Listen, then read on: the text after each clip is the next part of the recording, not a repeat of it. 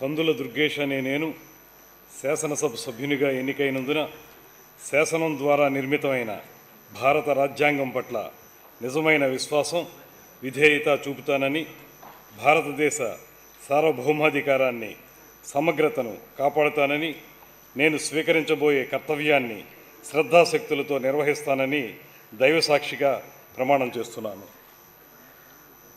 ఆంధ్రప్రదేశ్ శాసనసభ సభ్యుడినైన కందుల దుర్గేష్ అనే నేను సభ నియమాలకు కట్టుబడి ఉంటానని, వాటిని అనుసరిస్తానని, సభ మర్యాదలను పాటిస్తానని, సాంప్రదాయాలను గౌరవిస్తానని దైవసాక్షిగా ప్రమాణం చేస్తున్నాను.